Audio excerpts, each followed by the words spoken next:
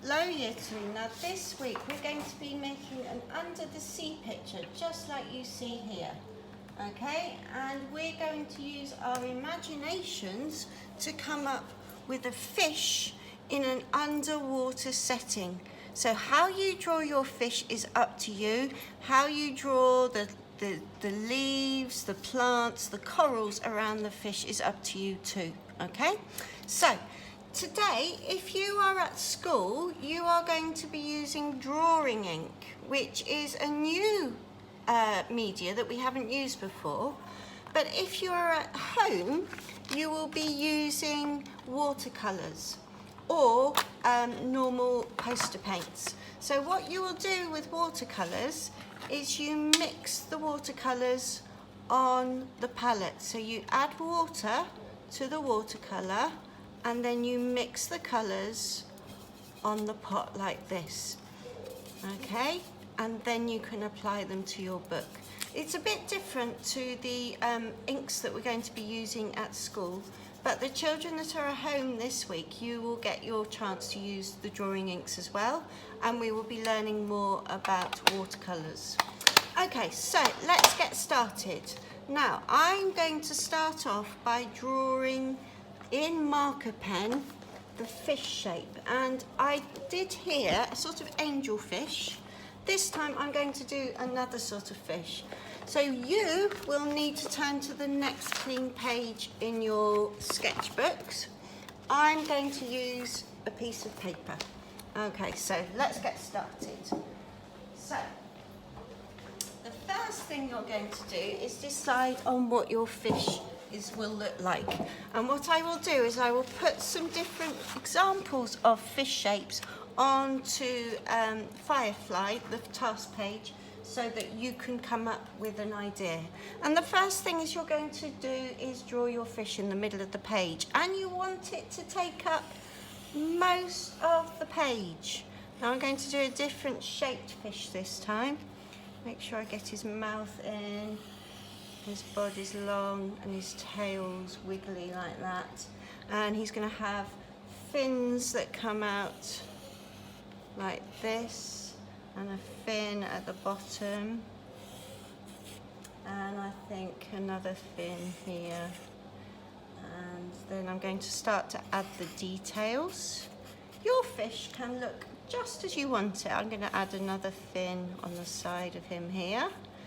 And then let me start to add some of the details to my fish. I've got the outline, and now it's time to add the details. So all the patterns and designs on your fish that make it look more interesting and well drawn. Okay, so I'm going to put all those lines. Okay, and then I'm going to start thinking about putting pattern on my fish. You can do any type of pattern you like. Okay, and then I think I'm done with my fish. So now I'm going to add some background. So I'm going to add the sea, the bottom of the seabed, like this. And I'm going to add the seabed here. And all this area is going to be the seabed. Then I'm going to add some plants, so I'm going to do some long grass-like types or seaweed.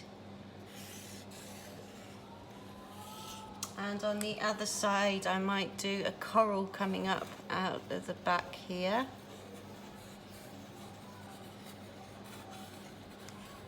Like this.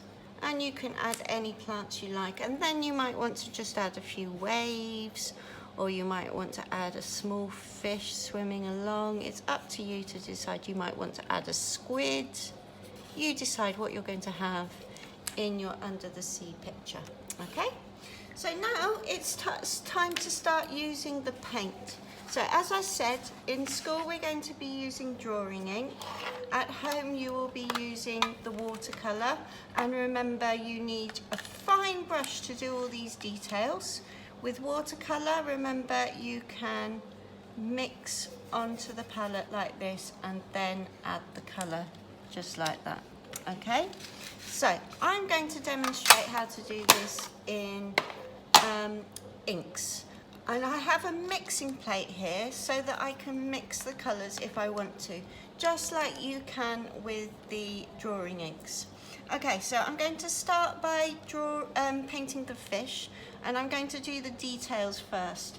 So I think I'm going to choose a purplish colour for the details, and we're just going to gently paint those in, okay? Now, I'm not going to show you all of this because I think you can do this on your own. Then I'm going to use, for the fins, I'm going to use this yellowish colour, or reddish colour, sorry, and all the fins are going to be that colour, nice and bright. So these are going to be coloured in as well. So this fin, they'll all be the same colour. And you'll get exactly the same effect if you are using watercolour at home. So I'm not going to fill in all of those areas now. I'm going to leave that for you to do. So you're going to paint all the details, and then you're going to choose one main colour for the back of the fish, the main part of the fish, and I'm going to choose yellow. And remember that when you're painting, you need to use the tip of the brush when you're going around the edges. As soon as the brush starts to dry, then add more paint to your brush.